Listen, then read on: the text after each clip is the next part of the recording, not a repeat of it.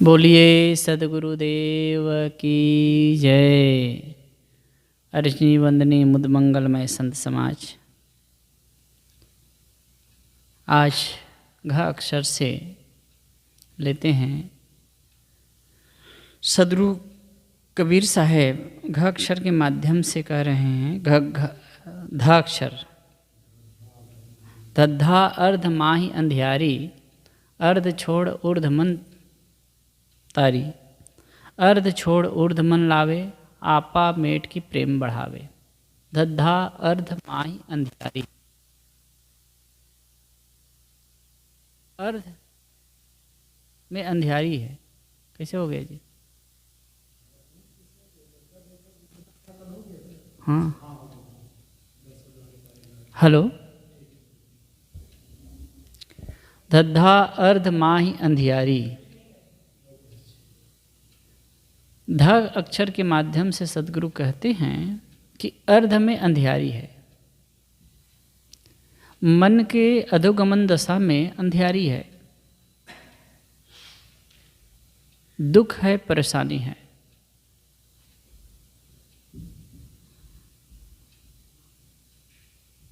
दूसरे अर्थ में होगा कि हमारे शरीर का दो भाग है, अर्ध भाग ऊर्ध्व भाग। अर्ध भाग कमर से नीचे वाले भाग अर्ध भाग है और ऊपर वाले भाग ऊर्ध्व भाग है।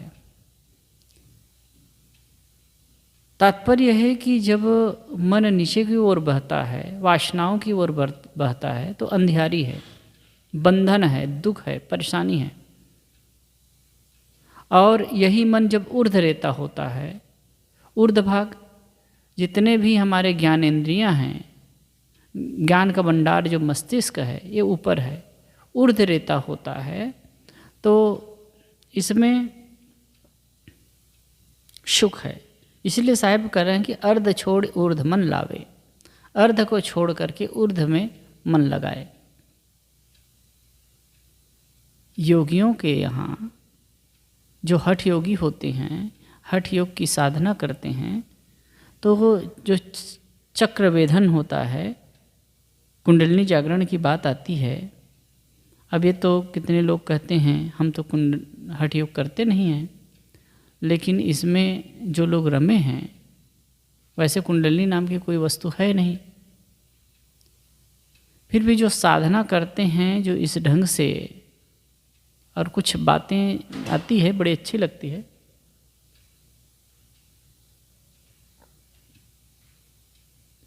मूलाधार, स्वाधिष्ठान, मणिपुर, अनाहत, विशुद्धि, आज्ञा, सहस्तार, सुरति, कमल, ये 8 चक्र है।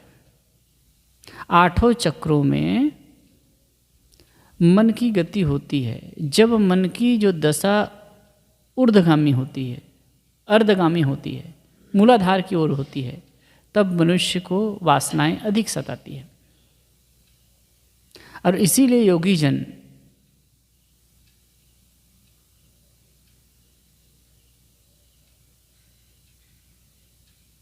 मन को रोकने का अभ्यास करते हैं।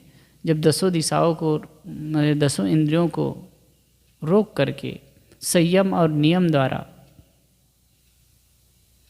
अभ्यास करते हैं, तो खास करके प्राणायाम साधते हैं और प्राण अपान वायु को, प्राण को रोकते हैं, अपान को नीचे से गुदा द्वार से खींचते हैं और ये अभ्यास करते हैं। तो कहते हैं कि मूलाधार से जो कुंडलिनी का जागरण होता है, जो हमारी शक्ति है, ऊर्ध्वगामी होती है। तो मूलाधार की स्थिति में है तो वासनाएं हैं, बहुत सताती है। उसके बाद जब ऊपर उठते हैं, जो जो हमारी ऊपर की ओर गति होती है, तो मानसिक संतुलन होती जाती है और वासनाओं से मन कटता जाता है। इसके बाद जब स्वाधिष्ठान में आते हैं, तो स्वाद की लोलुपता होती है और अनेक प्रकार की जो मानसिक विकार हैं और सामान्य रूप से वो सताते हैं। मणिपुर में आते हैं तो फिर द्वेषात्मक भाव भी आता है, लागणी और ममत्व, मोह की बात भी आती है। तो इस प्रकार उनमें कहा गया है कि धीरे धीरे जैसे कि ऊपर चढ़ते हैं, जैसे ऊर्ध्वगामी होता जाता है मन, वैसे वैसे चित्त की अवस्था ऊपर होती जाती है और जो स्थूल विकारों से मन ऊपर उठ करके धीरे धीरे धीरे धीरे शुद्ध होता जाता है।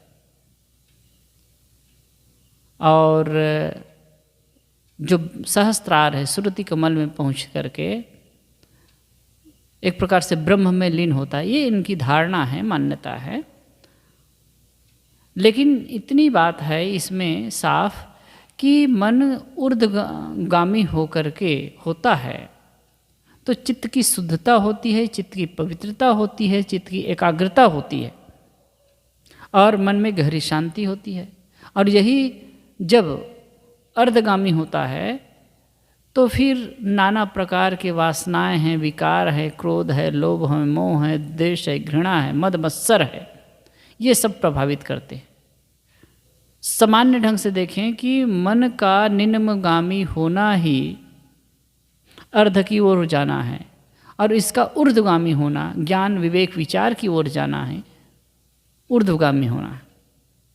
तो साहेब कहते हैं अर्धमाही अंधियारी, मन की निम्नगामी प्रवृत्ति विषय की तरफ बहने वाली प्रवृत्ति है, इसमें अंधियारी है। हमारे जीवन में दुख, परेशानी, संताप, जो कुछ भी कहें, ये क्यों होता है? विषय के प्रति हमारी जो आसक्ति है, प्रलोभन है, मोह है, आकर्षण है, यही तो दुख देता है। और इसी के चक्कर में और भी नाना विकार उत्पन्न होते हैं। जैसे कि गीता में जो बात आई है, ध्यायतो विश्य नपुंस संगस्ते सुपजायते संगात संजायते कामः कामात् क्रोधो अभिजायते क्रोधाद भवति सम्मोह सम्मोहात् स्मृति विभ्रमः स्मृति भंसात् बुद्धिनाशो बुद्धिनाशात् प्रणश्यति। ध्यायतो विश्य नपुंसः, पुरुष जब विषय का चिंतन करता है, जिस विषय का चिंतन करता है, ध्यायत विषय नपुंसः संगस्ते सुपजायते, जब हम किसी चीज़ का ध्यान करते हैं तो फिर चिंतन करते हैं, बार बार चिंतन करते हैं, भावपूर्वक चिंतन करते हैं, तो उसके प्रति आसक्ति, संग, संस्कृत में संग शब्द का प्रयोग होता है, संग नाम आसक्ति, आसक्ति पैदा होती है। संगात संजायते कामः, और संग उत्पन्न होने से, आसक्ति उत्पन्न होने से उसको प्राप्त करने की चेष्टा होती है। मतलब मन में प्रीता उत्पन्न होती है, बार बार हम चिंतन मनन करते हैं, बार बार देखते हैं तो उससे मन में प्रीता उत्पन्न होती है, प्रीता उत्पन्न होती है तो भोग की भावना होती है और काम की भावना, भोग की भावना होती है। और जब इसकी पूर्ति हो जाती है तो फिर तृष्णा बढ़ती है, और तृष्णा जब भावना की पूर्ति नहीं होती है, भोग की पूर्ति नहीं होती है, विघ्न उत्पन्न होता है तो क्रोध उत्पन्न होता है। संगात संजायते कामः कामात् क्रोधो अभिजायते, क्रोध काम से अलग नहीं है, काम के अंतर्गत ही क्रोध है, काम से ही क्रोध उत्पन्न होता है। मनुष्य जितना अधिक कामी होगा उतना ही क्रोधी होगा, जितना अधिक कामी होगा, एक गणित है, जो आदमी जितना क्रोधी है उतना ही कामी है। स्थूल काम भी हो सकता है और बाह्य काम भी हो सकता है उसका। मतलब कहीं भी चाहना है तो मन की प्रतिकूल बात होगी, मन की चाहना की पूर्ति नहीं होगी तो क्रोध उत्पन्न होगा। तो इसीलिए महाराज कृष्ण कह रहे हैं कि संगात संजायते कामः कामात् क्रोधो अभिजायते, क्रोधाद भवति सम्मोह, और क्रोध उत्पन्न होने से क्या होता है? सम्मोह, मूढ़ता पैदा हो जाती है। क्रोधाद भवति सम्मोह सम्मोहात् स्मृति विभ्रमा, और सम्मोह से, मूढ़ता से स्मृति भ्रम में पड़ जाती है। मतलब विवेक शक्ति मनुष्य की खो जाती है, क्या सही है, क्या गलत है, क्या उचित है, क्या अनुचित है, ये समझ नहीं पाता। और स्मृति भंसात् बुद्धिनाशो बुद्धिनाशात् प्रणश्यति, स्मृति के भ्रम में पड़ने पर बुद्धि का नाश होता है और मनुष्य का सर्वतोभांति पतन हो जाता है। बहुत मार्की की बात है। अब ये कैसे हुआ? मन की जो दिशा है अर्ध की तरफ निम्नगामी हो गई। मन की जो दिशा है निम्नगामी है, मन नीचे की ओर बह रहा है, वासनाओं की ओर बह रहा है। इसलिए ये दशा होती। इसीलिए साहब कह रहे हैं यहाँ पर कि अंधियारी, अर्ध में अंधियारी है। अर्ध छोड़ ऊर्ध्वमन लावे। इसीलिए अर्ध को छोड़ करके, विषय वासनाओं की आसक्ति को छोड़ करके, संसार के प्रलोभन को छोड़ करके ऊर्ध्वरेता बने। मानसिक पवित्रता के लिए काम करे। ऊर्ध्वरेता होना, मन को आत्मलीन करना, आत्मज्ञान सद्गुण सदाचार की बातों विचार करें, उसके अनुसार जिए तो मन में शांति आएगी। ऊर्ध्वमन लावे, ऊर्ध्व यानी अर्ध छोड़ ऊर्ध्वमन तारी। ऊर्ध्व में ध्यान लगावे। ऊर्ध्व क्या है? ज्ञान। ज्ञान में ध्यान लगावे, ज्ञान की बातों को पढ़े, चिंतन मनन करे। एक बात और कही जाती है कि पिंड से ऊपर हट करके ब्रह्मांड में लगावे। ब्रह्मांड, जब हमारी जो दशा है, हमारे जो चिंतन है, हमारे जो मन है नीचे की ओर होता है तो वासनाओं के बारे में हम सोचते हैं, और जब ऊर्ध्वरेता हो जाता है और ऊपर की उठता है तो फिर जो हम ब्रह्मांड में चले जाते हैं।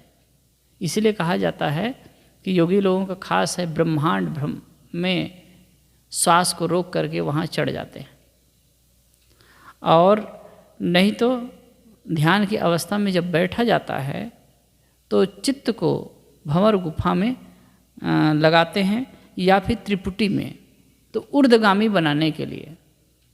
और ध्यान की ये जो गहराई की स्थिति होती है, तारी लगाते हैं तो हमारे मस्तिष्क के बीच की हिस्सा में जो पिट्यूटरी ग्रंथि होती है, जिसको हम सामान्य ढंग से तीसरा नेत्र कहते हैं, ये इस पर ध्यान लगाएं, इसको अगर जागरूक करें, इसको अलर्ट करें, त्रिपुटी में ध्यान लगाएं, एकाग्रता की स्थिति सदेगी, तो फिर वहाँ वो जो पिट्यूटरी ग्रंथि है वो एक्टिव हो जाती है। अब यही तीसरा नेत्र का खुलना है, और इससे हमारा पूरा शरीर का कमांड होता है। तो ये प्रयास, ये जो काम होता है, तो सद्गुरु कहते हैं कि अर्ध को छोड़ करके ऊर्ध्व में लाओ। अब यही काम है। यदि शांति चाहते हो, सुख चाहते हो, परमानंद चाहते हो, तो फिर अर्ध को छोड़ करके ऊर्ध्व में मन लगाओ। अर्ध छोड़ ऊर्ध्व मन लावे, अर्ध को छोड़ करके ऊर्ध्व में मन लगाए, आपा मेट की प्रेम बढ़ावे। फिर से उसी बात पर साहब जोर कर देते हैं कि अर्ध को छोड़ करके ऊर्ध्व में लगाओ। मन की निम्नगामी प्रवृत्ति को छोड़ करके ऊर्ध्वरेता बनो। ज्ञान में, आत्मचिंतन में मन को लगाओ। और एक बात और है, आपा मेट की प्रेम बढ़ावे। आपा नाम अहंकार, इसको मिटा करके देह के प्रति जो ममत्व है, अहमता और ममता दोनों हम ले सकते हैं, अहमता और ममता, इनको मिटा करके अपने प्रेम बढ़ाइए, आत्मा के प्रति प्रेम बढ़ाइए। आज एक चर्चा हो रही थी कि जो व्यक्ति स्वार्थी होता है वही प्रार्थी हो सकता है। ये बड़ी गहरी बात है। जो व्यक्ति स्वार्थी होता है वही प्रार्थी हो सकता है। जो आत्म प्रेम में लीन होगा वही सबके साथ में प्रेम का व्यवहार कर सकता है। सबके साथ में उसकी जो दृष्टि है वो अच्छी हो सकती, व्यवहार अच्छा हो सकता है, उसके चितवन अच्छा हो सकता है। तो इसलिए साहब कह रहे हैं कि अर्ध को छोड़ करके ऊर्ध्व में मन लगा लो, और आपा मेट करके, अहंकार को छोड़ करके आत्म प्रेम में लीन हो जाओ। और आत्म प्रेम में लीन हुआ साधक औरों के लिए भी प्रेमालु हो जाता है, उनके लिए वरदान हो जाता है, सबके लिए।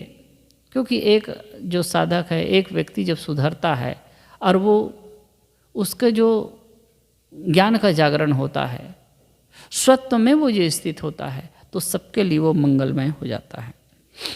आगे कहते हैं, चौथे ओ ना मह जाई, राम के गड्ढा होए खर खाई। एक बात मैं और कह दूं कि कबीर साहब की वाणियाँ कितने संकेत में हैं, और इसके व्याख्याकार अपने ढंग से व्याख्या करते हैं, अपने अपने ढंग से। दर्जनों व्याख्याएं हो चुकी हैं और सब अपने अपने में अलग अलग हैं। लेकिन व्याख्याकार को, टीकाकार को यह समझना होगा कि सदगुरु कबीर के मूल सिद्धांत, मूल विचार क्या है। और कोई भी विचारक होगा वो अपनी बातों को आधी जबान में भी काटना नहीं चाहेगा, अपने सिद्धांत को आधी जबान में भी नहीं काटना चाहेगा। इसलिए हमको देखना होगा कि वो कह रहे हैं तो उसका कथन का मर्म क्या है, वो किस एंगल को लेकर के, किस ध्येय को लेकर के कह रहे हैं। यहाँ बात आती है, चौथे वो ना मह जाई। 4 अक्षर जैसे ध वर्ग में त थ द ध ना, त वर्ग में त थ द ध, और उसके बाद ये चौथे के बाद में ना आता है।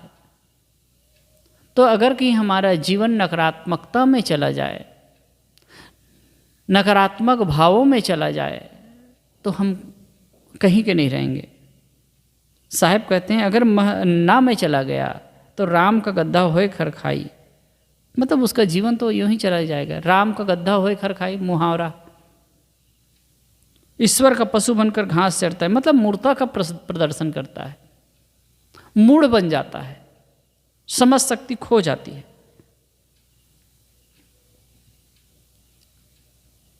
नकारात्मकता जीवन में जो आती है बहुत खतरनाक बात है।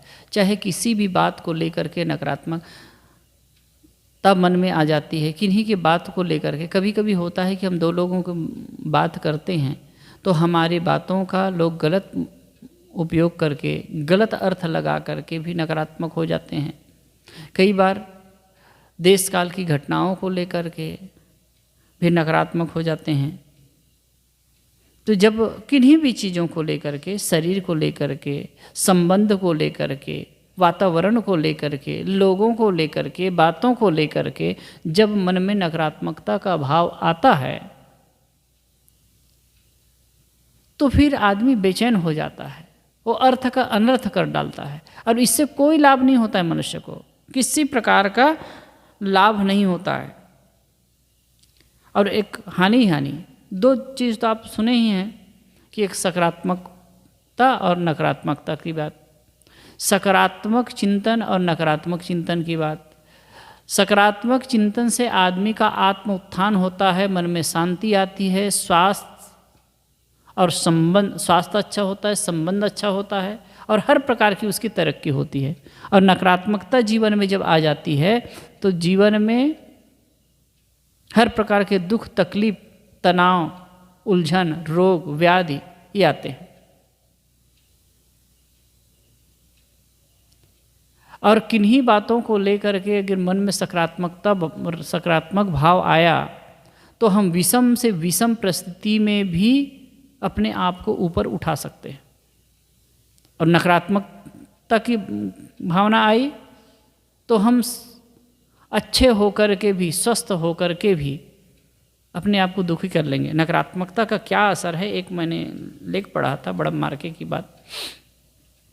बॉम्बे से, एक सच्ची घटना है, बॉम्बे से एक ट्रेन आ रही थी, तो एक कमज़ोर मन का आदमी था। कमज़ोर का अच्छा था, शरीर बढ़िया था, लेकिन कभी कभी किसी बात पर बहुत ज़्यादा सोचता रहा होगा। तो लोगों में मजाक सूझी कि इसको अप्रैल का महीना था, अप्रैल फूल मनाने के लिए, मतलब मूर्ख बनाने के लिए, बेवकूफ़ बनाने के लिए कुछ किया जाए। तो जैसे ही बॉम्बे से ट्रेन छूटी मालगाड़ी ही थी शायद। तो उसमें जो गार्ड बैठा था पीछे, उसको देख करके उसके मित्र ने मजाक के तौर पर कहा, अरे यार आपको देख करके लगता है कि आपकी तबीयत ठीक नहीं है क्या? और ऐसी चर्चा हुई तो कहा नहीं नहीं मैं तो ठीक हूँ, कुछ नहीं हुआ है मुझे। तो नहीं मुझे तो लगता है ऐसे। अब इतनी बात हुई और वो गाड़ी चल दी, आगे गई। तो आगे 2-4 स्टेशन के बाद सूरत पड़ता है, कई स्टेशनों में रुकते हुए आई। तो जैसे रुकते हुए आई तो जो भी गार्ड मिलते गए उनको तो वही बात कहते गए, नहीं आपकी तबीयत खराब है ऐसा लगता है। तो लगातार कई लोग कहने लगे तो उसका मन उस चीज़ को एक्सेप्ट कर लिया। वो स्वस्थ था बिल्कुल, लेकिन इस बात को एक्सेप्ट कर लिया और वही नकारात्मक भाव से सोचने लगा नहीं मैं तबीयत खराब हूँ। तो यहाँ तक कहा गया कि जब सूरत स्टेशन में आया तो उनको पकड़ करके फिर वहाँ से ले जाया गया। तो हमारी सोच का हमारे जीवन पर इतना गहरा प्रभाव पड़ता है, और सकारात्मक सोच पर कैसे होता है। सकारात्मक सोच से आदमी कितना खुश आनंदित होता है कैसी भी परिस्थिति पर। एक दूसरी बात मैं बताऊं, एक रेस्टोरेंट में एक ऑफिस के सामने था, उसमें भोजन करने के लिए जाते थे। तो एक ऑफिस में काम करने वाला सज्जन अपने मित्रों के साथ जाता, वो रेस्टोरेंट में भोजन करता। और जैसे भोजन करने के लिए गया तो रोज़ देखता था कि भोजन के समय भीड़ रहती है और एक सज्जन भीड़ का फ़ायदा उठा करके चुपके से आता है और आ करके खाता है और इधर उधर देखता है और भाग जाता है। ऐसे वो प्रायः करता था, भीड़ को देखता रहता था। जैसे भीड़ बढ़ती थी उसके बाद जाता। तो कई दिन तक के वो देखा। अब सोचता है कि ये जो मालिक देख पाता है कि नहीं, रेस्टोरेंट का मालिक क्यों इसको रोकता नहीं है। तो उनको लगा कि नहीं इनको बताना चाहिए, नहीं समझ पाता होगा, भीड़ का लाभ उठा करके चला जाता है, व्यक्ति चला जाता है तो ये नहीं समझ पाता होगा। तो रेस्टोरेंट के मालिक को जा कर के कहा कि एक चीज़ आप समझ पाए हैं कि तो क्या, एक व्यक्ति है, वो व्यक्ति है चुपके से खाता है ठीक से और भीड़ का फ़ायदा उठा करके वो चुपके से खिसक जाता है, पैसा तो देता नहीं है। तो उस रेस्टोरेंट के मालिक ने कहा कि भाई मैं इसको जानता हूँ, मैं रोज़ देखता हूँ, मैं जानता हूँ, तो क्या आप कुछ कहते क्यों नहीं हैं? तो कहे कि इसकी चर्चा मैं बाद में करूँगा, इसकी चर्चा मैं बाद में करूँगा। तो वो लोग सब चले गए। कुछ देर के बाद भीड़ छट गई। तो उसने उस सज्जन से कहा कि देखिए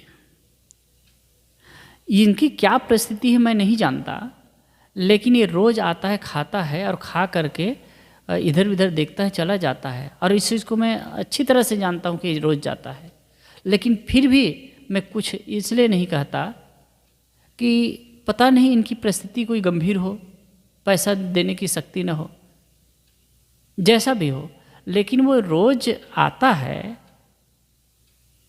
तो मैं तो सोचता हूँ कि इनकी जो इबादत, इनकी प्रार्थना, इनकी दुआ से मेरा रेस्टोरेंट अधिक चल रहा है, अच्छा से चलता है। क्योंकि वो बैठा हुआ इंतज़ार करता होगा, ये कामना करता होगा कि कब भीड़ हो इसमें रेस्टोरेंट में, तब मैं जाऊं,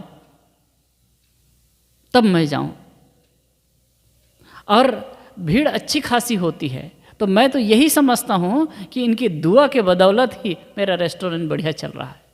भले खा लेता है। अब सोचिए कितना बड़ा सकारात्मक सोच है।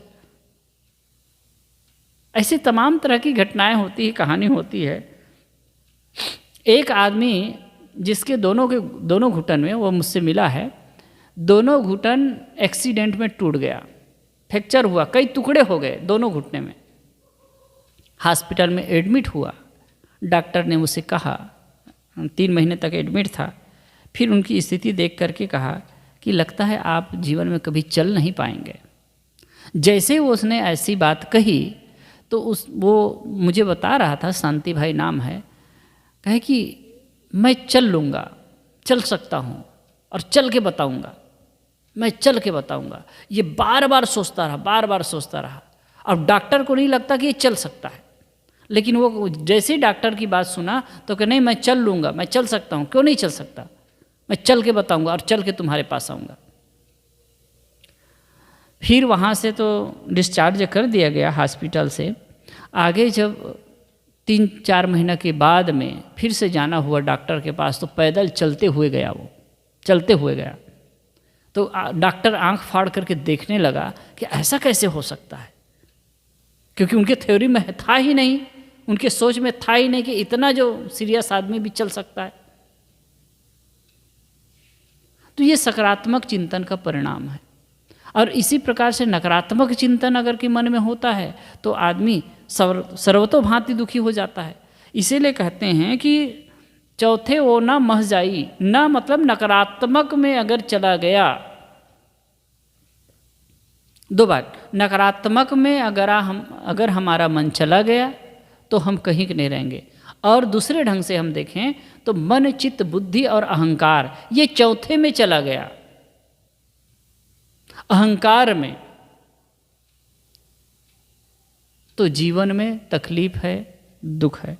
अहंकारी आदमी कभी सुखी नहीं हो सकता, कभी भी नहीं, चाहे कितने लोगों के बीच में रहे, मान प्रतिष्ठा में रहे, धन दौलत ऐश्वर्य के बीच में रहे, लेकिन वो सुखी नहीं हो सकता, क्योंकि वो उनका जो अहंकार है उसे कुरते रहेगा। कुल मिला करके देखा जाए तो नकारात्मकता, अहंकार का होना भी नकारात्मक होना है। और नकारात्मक भाव जो मन में पैदा होता है किसी भी बात को लेकर के, तो वो दुख खड़ा करता है, परेशानी खड़ा करता है।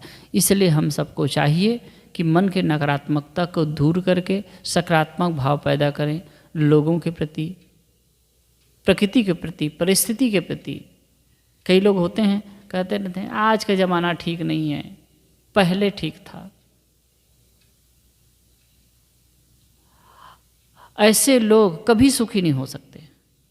घर परिवार में, समाज में रहते हैं तो उस कहते हैं अरे हमारा ज़माना ठीक था, पहले अच्छा था, आज नहीं ठीक है।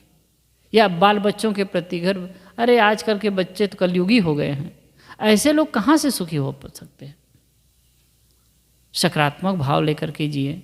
सब समय अच्छे बुरे लोग थे, सब समय अच्छी बुरी परिस्थितियाँ थी। आप कैसे जीना चाहते हैं, क्या लेना चाहते हैं, ये आप पर निर्भर करता है। इसलिए सदगुरु कहते हैं कि नकारात्मकता में न जाओ। नकारात्मकता में गए तो राम का गड्ढा होए खरखाई, एक चेतावनी है। तो तुम्हारा जीवन व्यर्थ में चला जाएगा, मूर्खता में चला जाएगा। तो इसलिए विवेक करके, नकारात्मक भाव को भूल करके और अपने सकारात्मक रूप से जीवन जिएं, सकारात्मक भाव को लेकर चलें और अपना कल्याण का काम करें। बोलिए सद्गुरुदेव।